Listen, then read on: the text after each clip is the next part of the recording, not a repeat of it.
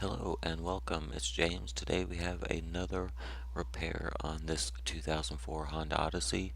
We'll be doing spark plugs today, but we have a few other repairs which I'm actually doing at the same time as this one. But in this video we will just be covering the spark plugs on this Odyssey. Now this is the 3.5 liter.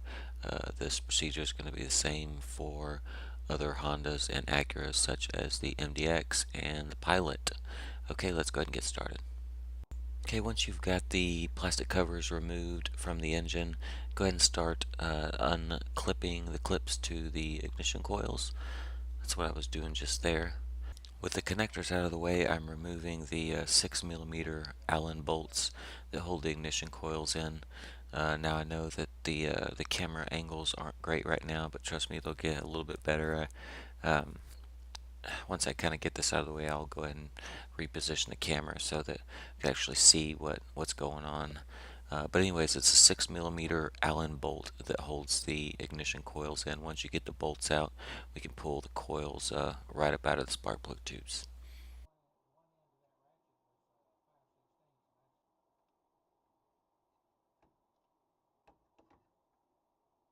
With the coils out of the way, take your spark plug socket. It's going to be a 5/8 spark plug socket and extension. I'm actually using a magnetic 5/8 spark plug socket extension combination from Gearwrench. It's a flexible one.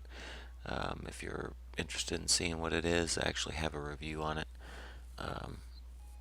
Probably about a year ago I did a review on that. That's what I'm using right now. I think it's a 3-inch wobble extension with the magnetic spark plug built onto it. It makes it a little bit easier. This pretty tight here. We're working right up against the radiator fan. Regardless of what you use, it's going to need to be pretty short, and definitely flexible is probably the way to go at this point. With all the plugs loosened with the wrench, I like to just go ahead and run them out by hand. You should be able to just pull them out straight towards the radiator fan.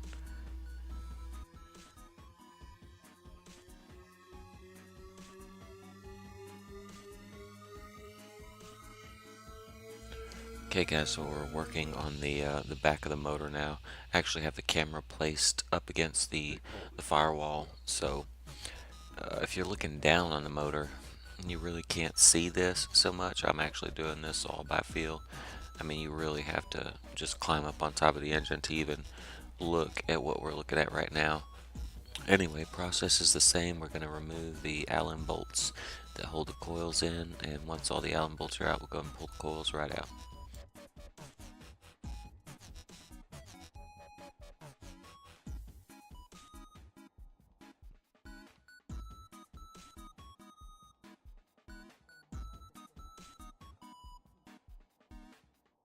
Okay, just like the front, go ahead and loosen the spark plugs. Once we get spark plugs loosened, I'll probably go ahead and run them out by hand, and we'll pull the spark plugs out, and then we will proceed to install the new ones. Okay, so getting the new plugs ready here to install. There's no reason to gap these plugs. In fact, it's not recommended to gap these plugs. These are iridium plugs, and they come shipped with a little protective cardboard tube that protects them so that the gap doesn't get changed while they bounce around in shipping. So unless something looks weird with the cardboard tube or anything like that, then you really don't need to bother checking the gap or anything like that. It's really, like I said, it's not recommended to mess with the gap on these. Okay, if you have anti-seize, it is a good idea to apply anti-seize to the threads of the spark plugs. In fact, they'll probably try and sell it to you when you go to the auto parts store, or some sort of spark plug, some lubricant or some sort of thing like that. So anti-seize definitely is recommended. It's what I usually use, but at the house here I don't have any, so you can also use transmission fluid. It's easy enough just to pull out the dipstick and kind of try and get some of the transmission fluid from the dipstick onto the threads. It doesn't take much. If you can't get much transmission fluid out, we can put also a little bit of power steering fluid on the thread. It's very similar to the transmission fluid. Either way, it doesn't take a whole lot. We'll just get a little bit on here. It's just going to help keep the spark plugs from seizing inside the head in case for some reason we don't change them for like 150,000 miles, which probably won't happen, but anyway. Okay, now that you have your the threads coated with the anti-seize or transmission fluid or power steering fluid or whatever you used, we need to go ahead and start screwing the plugs back in. And this is for those of you that have never installed plugs before.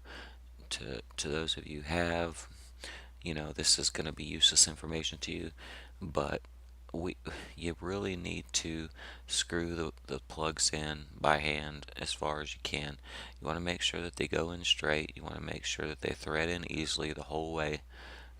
You really don't want to put a wrench on it until you know 100% for certain that the spark plug has been screwed in properly all the way. The reason for this, if you don't know, is because that you can damage the cylinder head.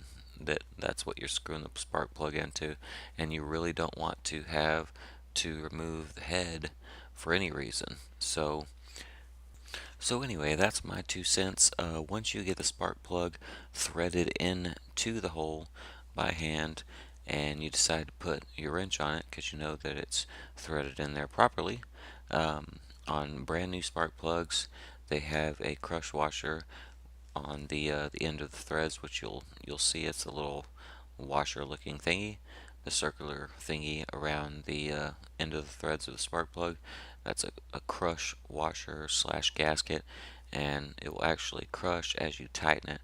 So when you first start tightening the spark plug with your ratchet, you'll feel that before you feel the plug actually tighten. So what you want to do is kind of tighten through that, and it comes more with experience to know when you actually get through that. But basically what I'm trying to say is once you kind of feel some resistance with the ratchet, then you'll give it a few more turns after that. You don't want to crank down on it.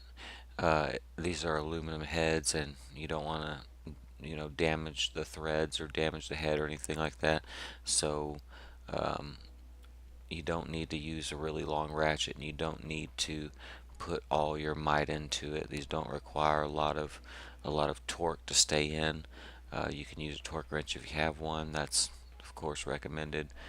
Most people don't have a torque wrench, so you don't need it, but all I'm saying basically is that you don't need to over tighten them, but they need to be snug. Of course, you don't want them to to work their way out or anything like that, which they don't normally do that, but not on Hondas anyway. So just get it snug. Once it's kind of snug, give it a few turns past that. Get it to where you feel that it's not going anywhere but not overly cranked down, and then we can go ahead and put the coils back on.